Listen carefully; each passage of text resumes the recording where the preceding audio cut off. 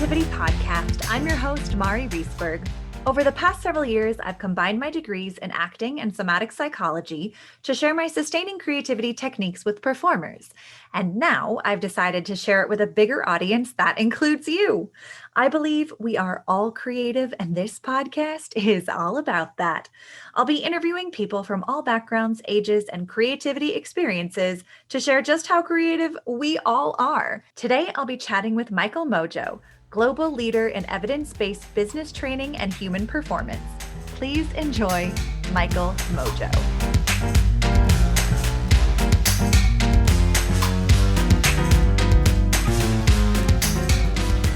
Welcome to the Sustaining Creativity Podcast. Today, I am here with Micheal Mojo. He is a global leader in evidence-based business training and human performance. Welcome to the podcast. Thank you very much for having me. I'm super excited to chat with you and hear all about how evidence-based business training and human performance and creativity go together. But before we get there, why don't you take a couple of minutes and let our listeners know a little bit more about who you are and what you do? Okay. Well, I guess I'm best known, especially in Australia, and some of the Southeast Asian countries and New Zealand, but also starting to get out into, some of the other markets around the world. Growing up, I was just a kid who was really fascinated in how people worked and how people operated. And I remember going back to, I think it was probably around about grade 8 at school, where I was just wondering why I didn't fit in with the other kids. And I was that kid who I had, back in the day, I had bright red hair, I had freckles, I had white pasty skin, and I was chubby. And so I used to get picked on quite a lot, and I wasn't the best at school. I got put into special classes. The word dyslexia was thrown around, learning difficulties, all of those sort of things, ADD. And I just wondered why I didn't sort of fit into the way that everyone else seemed to operate at school, or what I thought was everyone else back at the time. And my mum was 17 when she had me. My dad was 19. They both worked 2 jobs. We sort of came from a lower socioeconomic background, I guess, in a way. And at 15, I got expelled from school, and I fell into this downward spiral of depression where, I didn't know whether life should end or, what I would do with myself. Because I was always taught that you had to go to school in order to get a good job. And you needed that good education, yet there I was feeling dumb. I felt like I didn't fit in with the other kids. And I was always in trouble at home, and I was always in trouble at school. And I just thought, what's the point of living? And so I went to take my own life, and just around about that same moment where I was about to end everything, I realized that I couldn't make anyone else happy in this world. It was just up to me to sort of try and figure it out for myself. And I think sometimes those moments of rock bottom are the best times where we really have to think through things in a different way. And so from there, I ended up deciding to go back to school, and I finished off high school. And then I didn't know what I wanted to do with myself. I think, like most people that I've now discovered as an adult, I realized that most people don't know what they want to do in life. But I decided to become a diesel fitter or a diesel mechanic working on heavy mining equipment. And back then there was a big mining boom in South Australia. We've got a lot of iron ore here, and a lot of gold mining. So I thought, I might as well get into that. I like figuring out how things work. I've always been handy with my hands. I've always loved learning about things, but I just didn't know sort of what that was. I was inquisitive, but always thought that I was dumb as well. And ended up moving into that field. And then I realized after about 2.5 years of doing an internship or the apprenticeship into that field, that all these people were making large sums of money, and they were extremely unhappy. They'd get to work on Monday morning and they'd all bitch and moan about being there, and the boss is this, and work sucks. And I'm thinking, wow, this isn't the place that I wanted to be, and I didn't want to go back to that old place that I was at in those dark times. So I started contemplating what I really wanted to do with life, and I was looking through a newspaper trying to look at maybe there's another career. And I found this ad, and it said, become a personal trainer. Now, this was like almost 20 years ago now. And I thought, wow, this is maybe something that I would enjoy doing, because the only place that I really enjoyed at the time was going to the gym. I would look forward to going to the gym every day after work. I would get there and, people seemed happy, like they seemed like they enjoyed being there. And I wasn't used to being around people that were in an environment where they were just enjoying themselves. So I thought maybe this is the place for me. But then all of those insecurities came up about my learning and not being smart enough and getting kicked out of school. And I thought, I'm going to have a crack at it. So I ended up going back to school. It was 18 months of study after hours. And I would work during the day, go to study after hours. And then once I started learning something I loved, I was a straight A student. And so I started getting offered jobs, and I wasn't sort of ready to move into that space yet at the time because I was still doing my apprenticeship, and I was getting a lot of other people telling me, I was set for life. I'd go and work in the mines and you make all this money and life's going to be set. And I get to have the, 2 kids and the white picket fence and the great life. So I stayed at that for a little bit. And then my best friend, who was the reason I didn't kill myself when I was 15, he was in a car accident, and his 3-year-old niece was in the back seat. And unfortunately, she lost her life in the car crash. And I remember being at the funeral and just thinking, how can life just be taken away just like that? And that sort of stuck in my mind, and some really big questions, which is, why am I here? How am I going to be remembered when I'm not here? And what's my life about? So that just stayed on my mind every day. And the day I got signed off my apprenticeship, I just put my toolbox in the back of the car and I thought, I'm out of here. But when I did that, I went to my mum and dad's house to drop off my toolbox, and mum burst into tears. What are you going to do with your life? If you just stick at it for 10 years, you'll be set. You'll have all this money. You'll have a house. You'll have everything paid off. You'll be able to get married. No money stress. And I said to her, Mum, I'll be dead in 10 years. Like, this isn't what I want to do. And I ended up moving into an industry where back in those days in Australia, no one really was a personal trainer. It was just these beefy, buff guys that used to play, sport and drink beer after hours. Like, it wasn't really a profession that most people would think of. But at the time I started, when I got into that industry, I started integrating with the medical industry, and just because I wanted to learn. And that's where I realized I really love helping people. And so I kept studying. And I went from personal training into working in human performance and physical exercise and physical movement. Then I started integrating with doctors and medical professionals. And then I was working in medical centers. And then I sort of studied Pilates and just everything that I could about physical movement. And then I realized that nutrition stops the healing process. So I studied nutrition. Then one day I was at the medical center, and I just remember the same people coming in consistently over and over and over again. And I'd always go and talk to everybody to find out why they were there. And I just remember one day thinking, everybody knows what to do. They just don't do it. Most people know, eat healthy, move more, do their physical rehab stuff, but they just didn't do it. And that's where it clicked that this is what controls everything. And so I started diving into studying that, and that opened up a whole, life-changing way that I was doing things. And then, 12 years later or 11 years later or whatever it is now, and I'm here, and we run seminars and events all across the country in Australia. We do live stream globally now as well, and I'm waiting for COVID to go away because unfortunately we can't leave the country, so that I can hop back on planes and tour potentially through I guess wherever, I guess. So that's what I do now. I work in optimizing human performance. We work with a lot of businesses. I've had $1 billion client lists. I work with professional athletes. I'm sort of the guy who gets called upon when the shit hits the fan, really. That's amazing. I mean, probably at 15 you didn't recognize that you were going to be a lifelong student, right? That definitely curiosity and thirst for knowledge, it sounds like, has just propelled you into the stratosphere of this industry and what you're doing. That's amazing. Yeah, I mean, I love it now, but if you told me at 15, I would have told you were out of control. Right. There's no way I would have thought that I'd be where I'm at with the opportunities that I've had, and the lifestyle that I've got. Yeah. Nice. I love it. And I love hearing, I mean, as you're talking, so many ideas about how creative interweaves into this whole experience, and with the amount of curiosity and asking that why question. Why is this happening? Or what can we do about it? How can I support people? Yeah, it really blends into that creative world. And I'm so curious what it means to you to be creative. I think creativity is just an expression of yourself. Hmm. Something that I think I try to teach a lot of my events.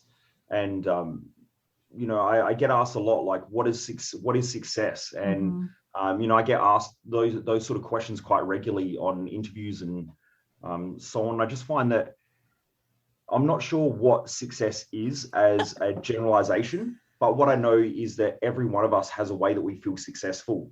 And I think that, my job working in human behavior and optimizing human performance and mental performance isn't to teach people how to be successful. Mm-hmm. My job is to chip away all the crap that stops people from being successful. There was an amazing quote by Michelangelo, supposedly when he created the sculpture of David.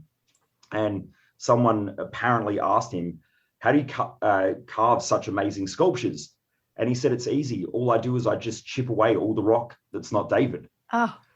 And I thought that that's really what happens in life is we get told who we should be and how we should live and how we should behave. And we lose part of ourselves in that process.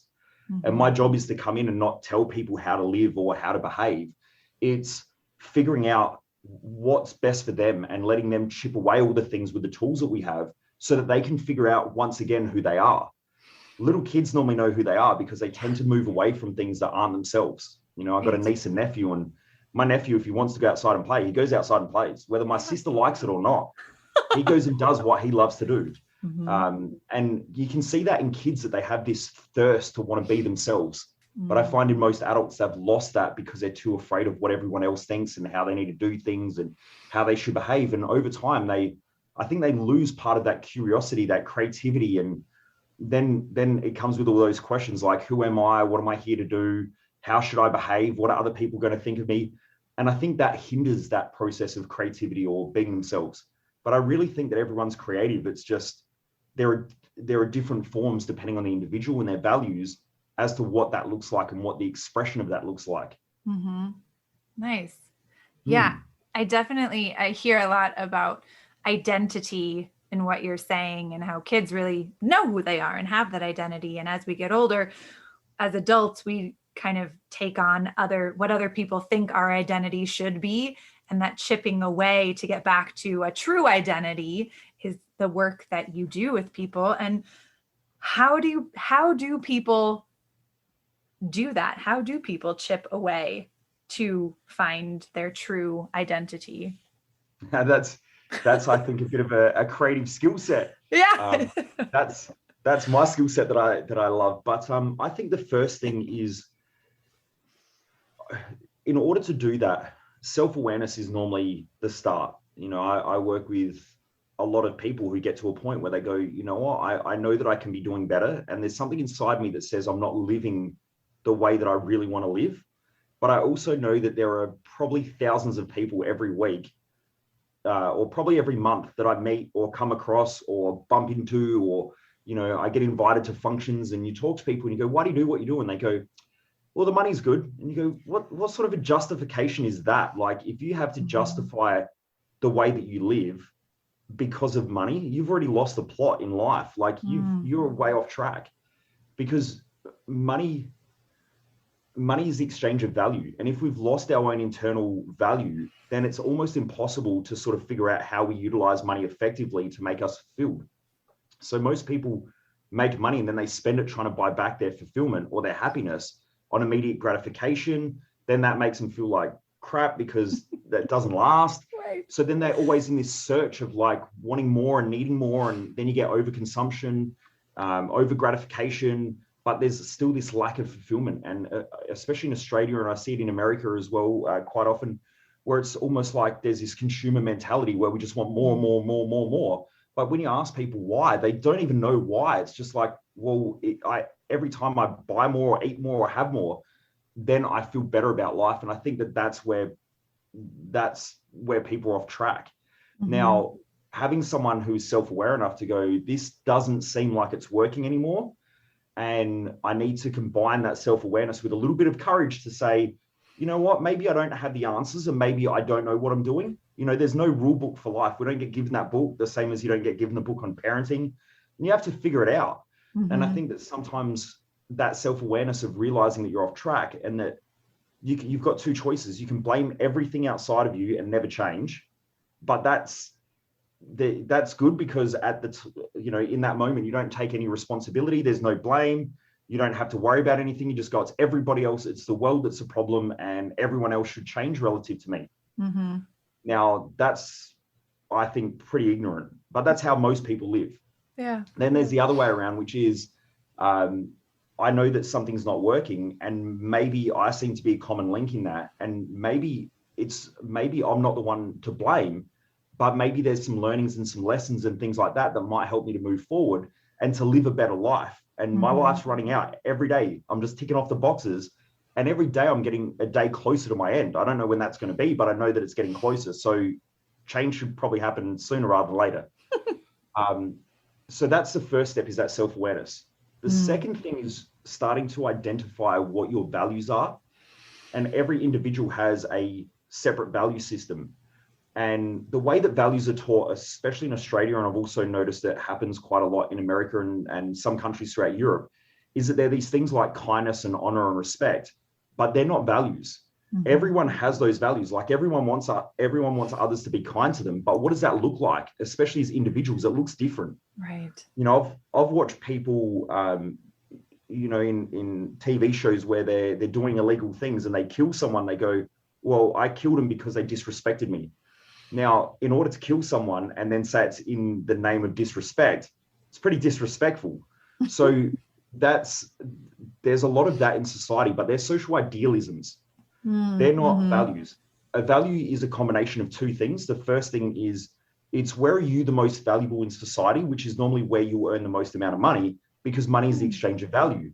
So values, it's a field of study called axiology, and it's based on where am I the most valuable, which is economics. So that's the first question. And the second question is, where do I feel valued, which is metaphysics. So those two fields of science, or those two fields combined, normally create the field of axiology, which is value systems. So finding your values is super important, and they're physical, tangible things. Like mine's teaching and learning. If you have a look at where I spend the majority of my money, it's in studying and also teaching.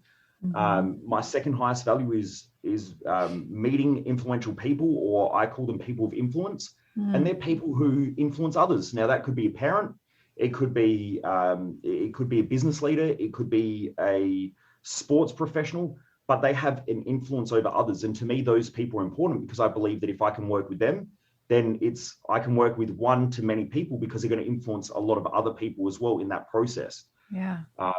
So they're my values, but everyone else has different values.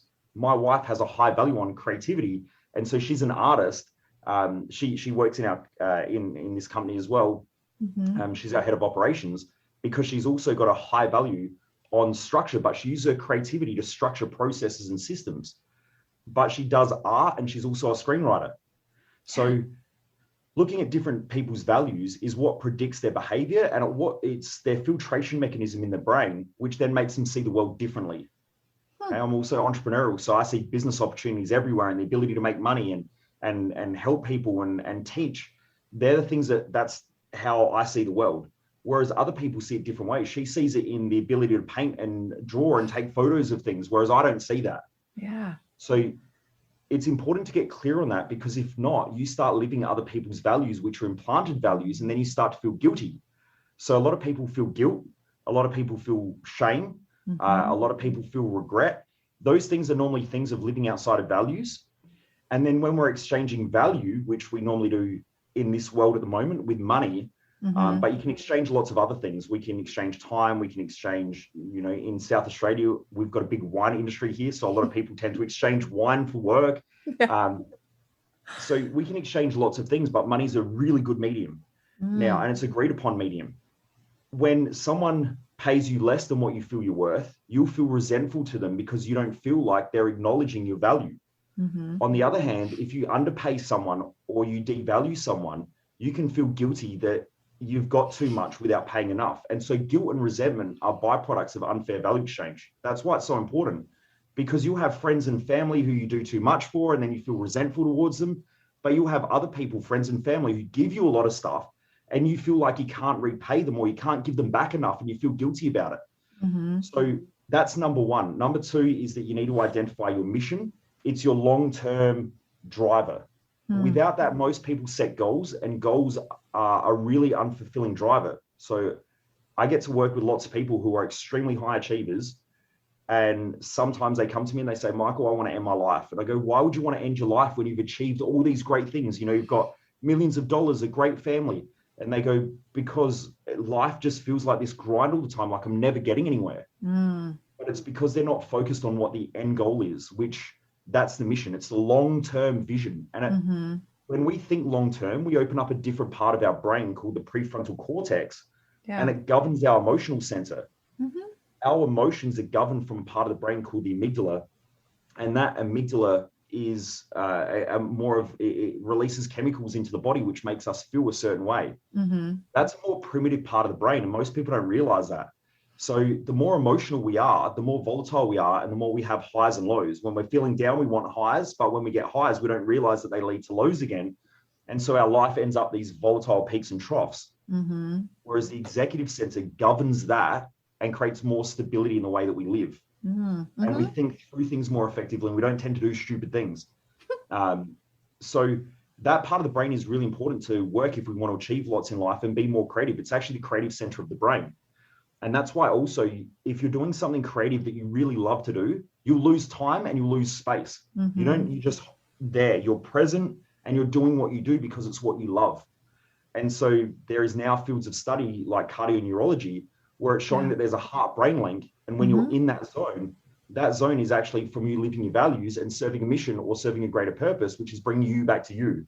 So the more I can help people do that, the more they become heart-centered, the more their brain, they have a heart-brain alignment, which the field of cardioneurology studies, the more their brain works more effectively, that you think through things, you're more creative, and you're less emotionally volatile. So it's where we're going to be the most successful. I love it.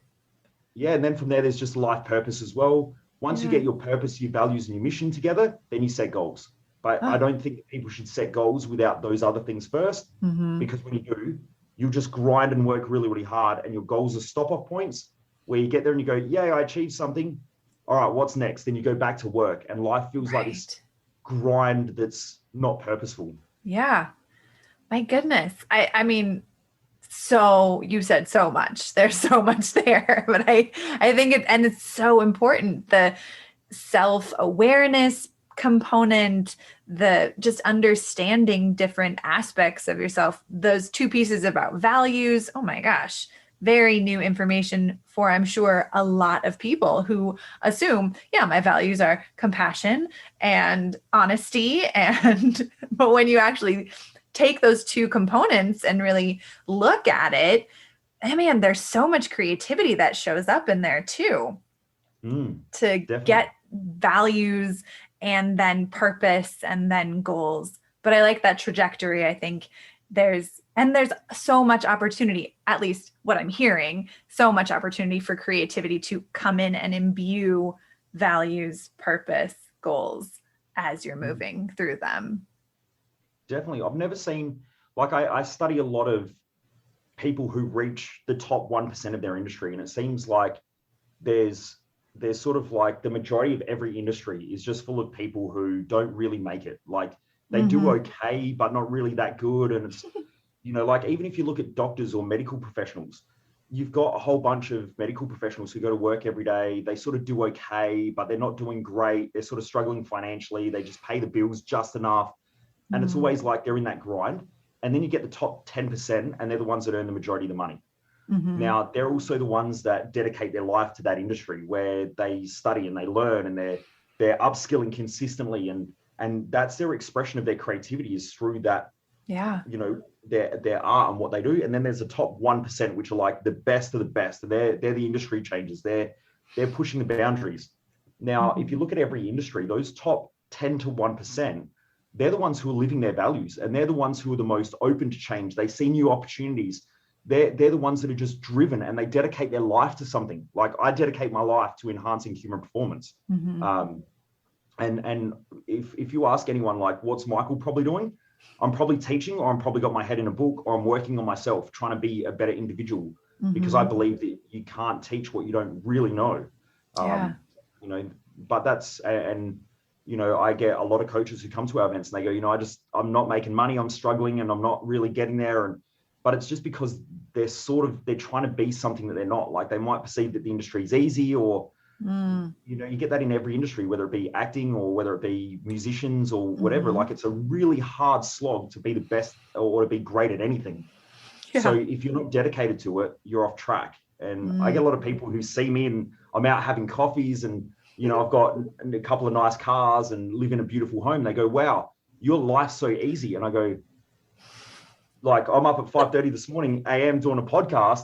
I didn't get to sleep until like 2:00 this morning. You know, you see that like little part on Instagram. You don't see all the rest of it. And it's extremely hard to be great at anything. Yeah.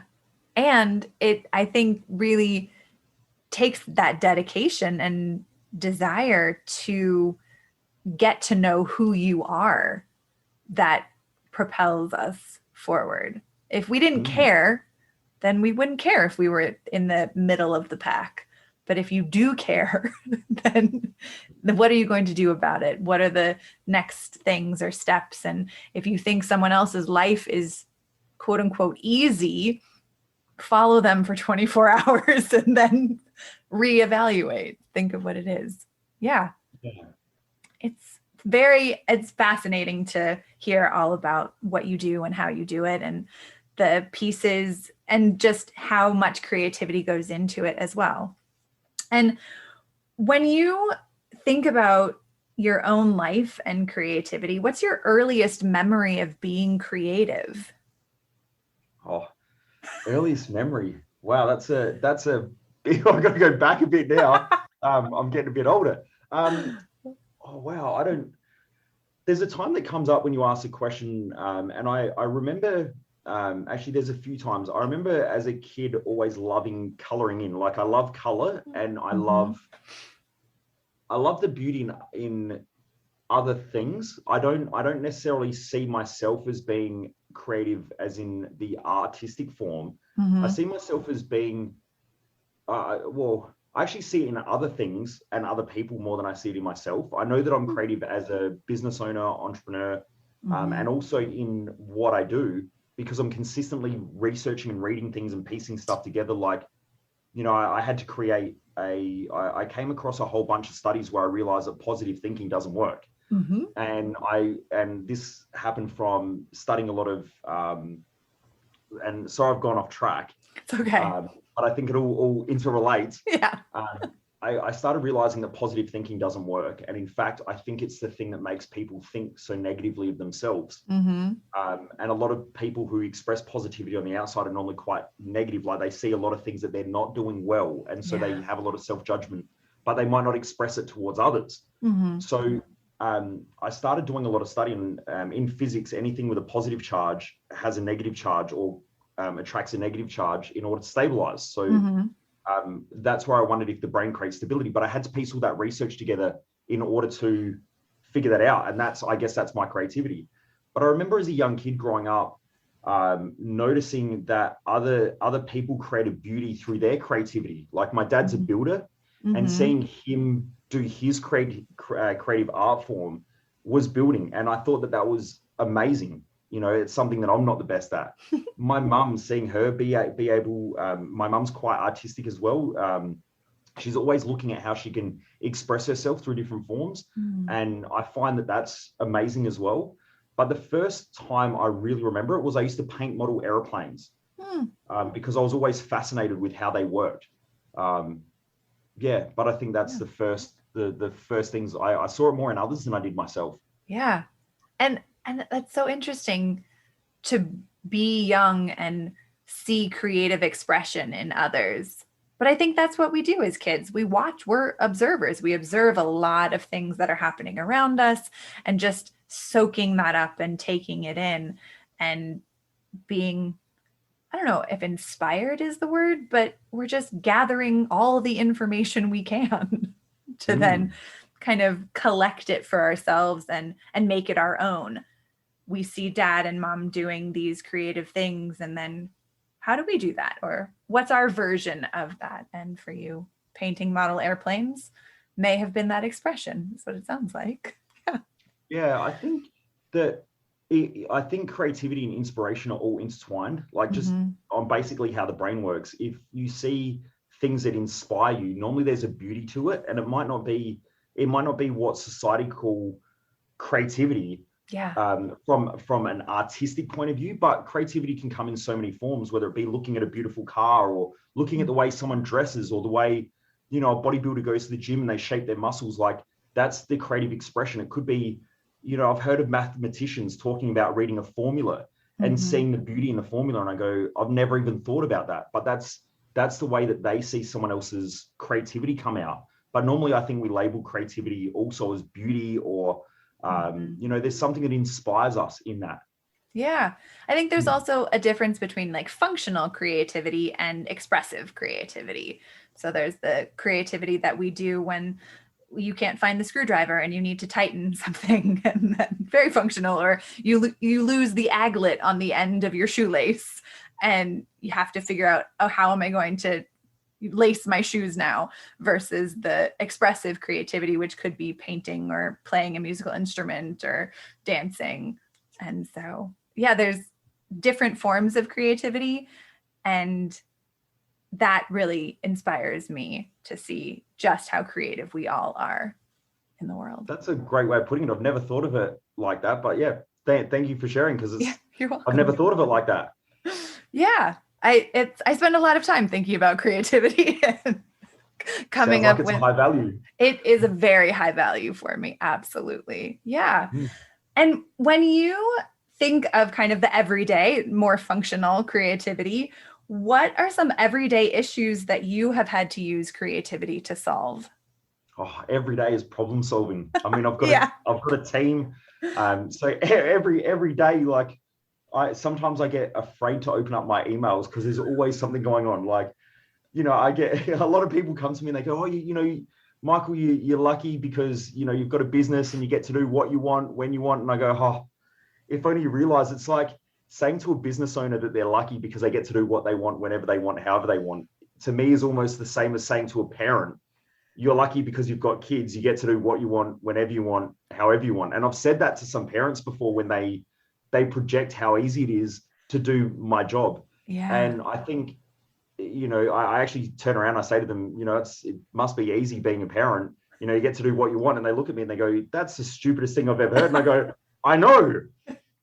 Because it is, every day you're just in problem solving mode. It's a consistent thing where there's always something going on. And, there's the jigsaw puzzle that someone else is trying to fit the parts together, and, it just doesn't fit. And so you've got to try to figure out consistently, how do I shape something in order to fit that part there? How does marketing fit into sales, fit into branding?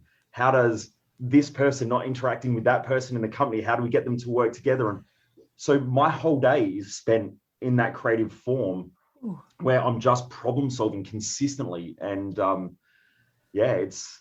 you definitely need creativity. And it was something that I never was taught at school, that is a form of creativity. And without that, you really, I think there are people who struggle a lot in life because they just haven't developed that ability. In some of the studies in neuroscience, they're showing now that kids who are put into early development, where they're taught things like a lot of stuff around language and mathematics and very like physical, I don't know what you'd call it, but more literal based fields, it actually hinders their creativity. And then as they get older, they lack the ability to problem solve. So they might be very good at remembering things and rote learning, but they're not good at problem solving or figuring stuff out for themselves. And so there are some studies that are coming out that are showing that it can increase depression and suicide rates, because when they're stuck, they have no idea how to use the creative part of the brain to go, I don't know what I'm doing here, but I'll figure it out. And I think the figuring out part is that creative, it's that supposedly this theory is starting to change, but I guess back in the old days, they used to call it the right brain, which is more of that creative aspect. So I think you need both of them on a daily basis in order to navigate life.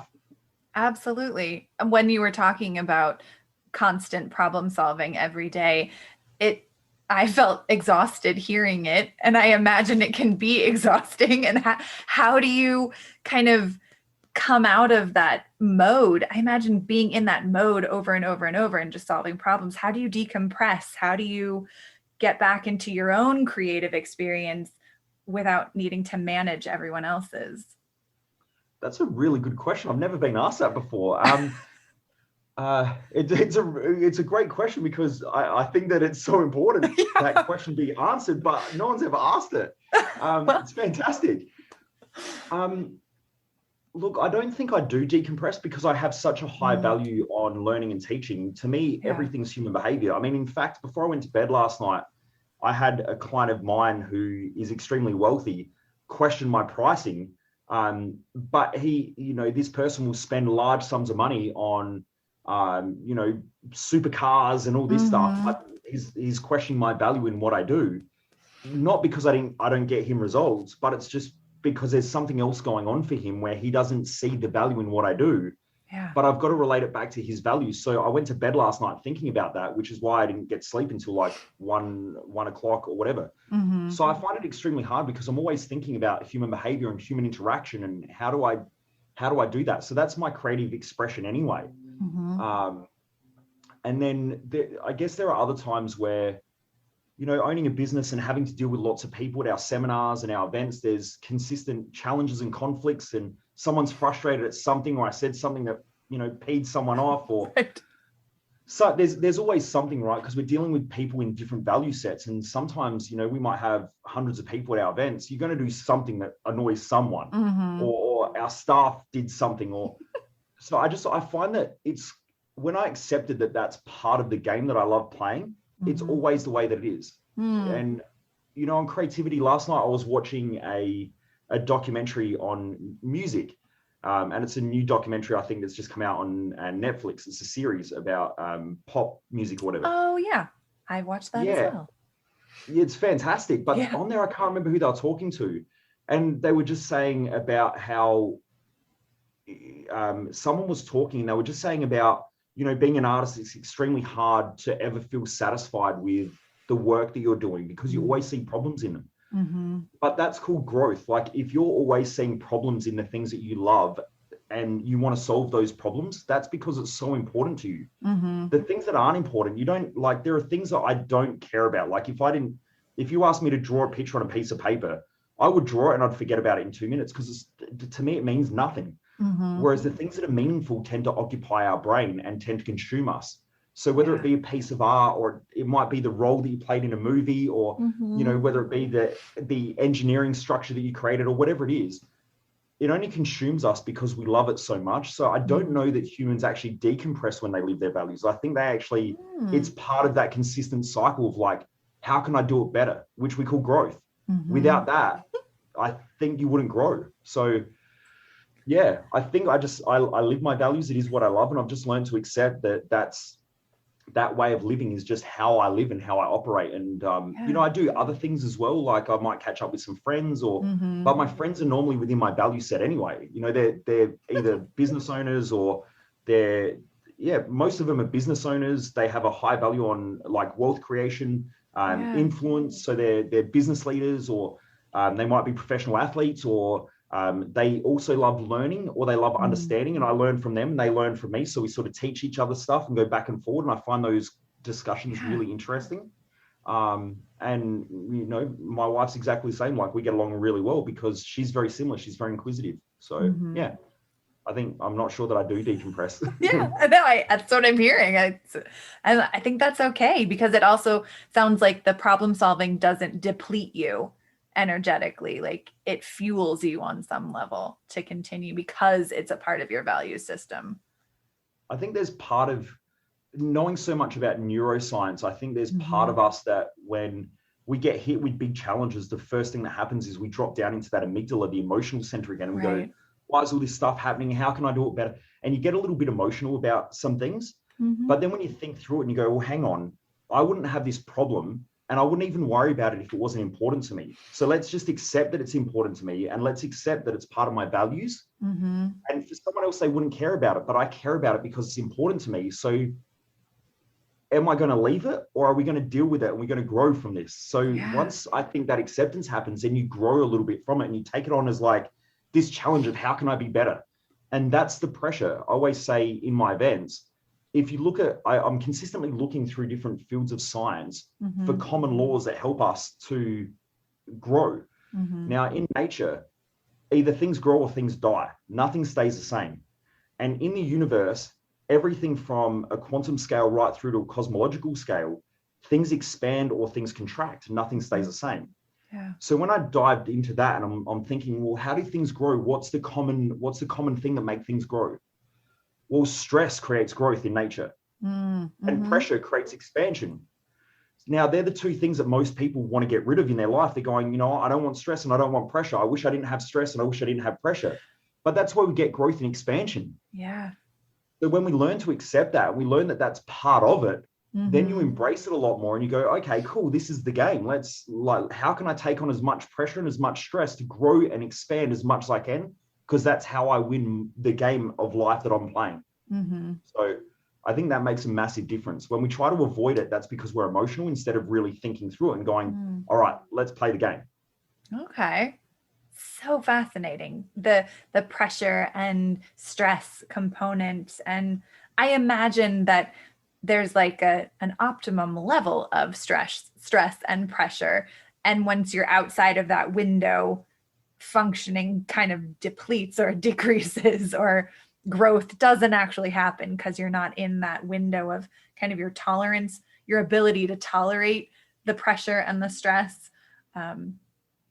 Being a therapist, we talk a lot about that because we get those windows of tolerance where people can tolerate the stress and the pressure. And then when they're outside of that, their ability to use that prefrontal cortex, it's the outside of the window, the prefrontal cortex kind of checks out and goes offline. And so the amygdala takes over and the emotions show up, and that component is at play as well. So it does. There's if you go and then study the value system and you look at the difference between eustress and distress. Stress. And so for those who are listening, it's, if you want to go and look this up, it's EU stress. So it's eustress. Now, eustress is normally when we're living our values, because that's where we take on the largest amounts of stress. So I can handle studying for hours and hours and hours on end and taking a lot of business stress on. Whereas I remember my wife's sister came to live with us for like a month or so. And after the first week, she said to Jess, my wife, she said, I could never own a business watching how you guys work, because we're up early and then we go to bed late, and all we do is we just work and we talk about business and we engage through that. But it's because it's a high value to us. For her, she doesn't care about that. But for us, I mean, I'm 37 and my wife's 35, and we don't have kids. And I get told all the time by people, you have to have kids, you got to, and I go, why? It's, to me, it hasn't even come on my radar yet.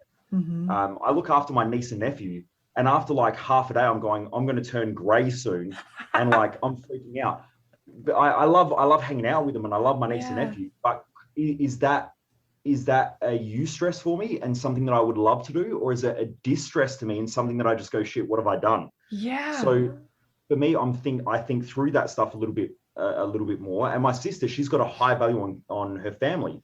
So for her, dealing with the kids and them beating each other up and all that stuff, she just stays calm. She's just calm and she just deals with the stress.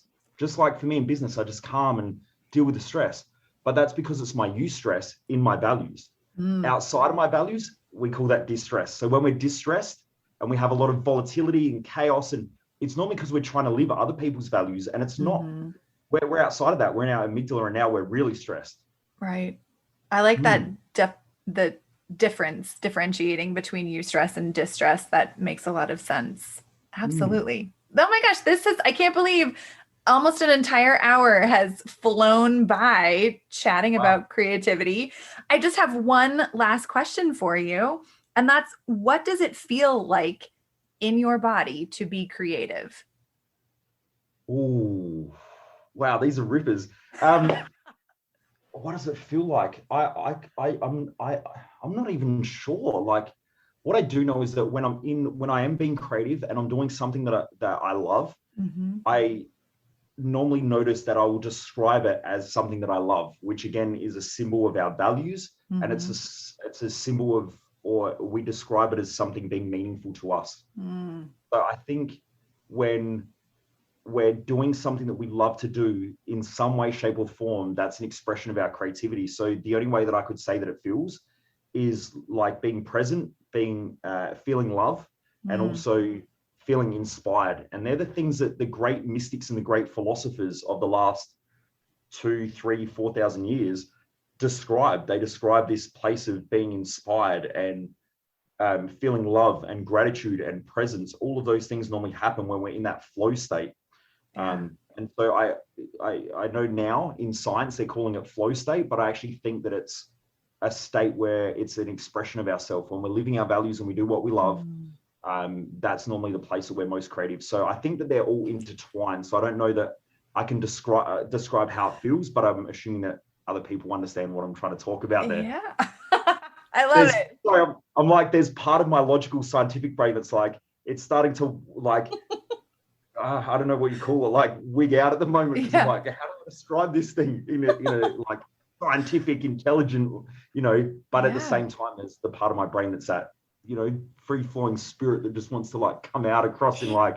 It is. I love it. Yeah. Cause yes, we can live from our shoulders up, but what happens when we include our shoulders to our toes, that gut brain, that heart space, to really feel into what does it feel like to be doing something I love to do?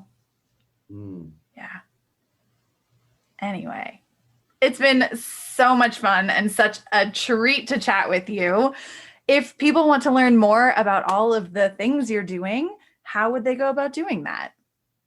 If you look up on any social media platform, I'm Micheal Mojo 00. So you'll find me across any social media platform, Instagram, Twitter, Facebook. Normally I do a lot on Facebook, Instagram, and TikTok. So you can find me Micheal Mojo 00. Also, if you Google Mojo Human Performance Institute, our business will come up. Or if you type in the Mojo Master, it will also come up on Google search as well. And so you can find me on there. And, if anyone's got any questions or anyone wants to give me some feedback about the podcast or anything they learned, I love connecting with people and chatting. So I really appreciate when people hit me up and send me a message. I really appreciate it. Or, if anyone's got death threats or they hate what I've spoken about, send them through as well, because I love reading them too. So equal opportunist here. I love it.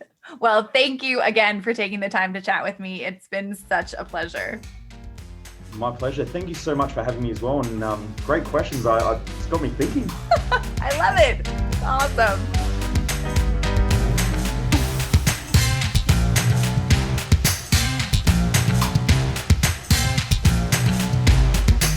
Thanks for listening to the Sustaining Creativity Podcast. We'd love to keep in touch, so follow us on Facebook and Instagram. We are at Sustaining Creativity. Make sure to subscribe to the podcast wherever you listen to podcasts. Tag your friends and family so they can listen too.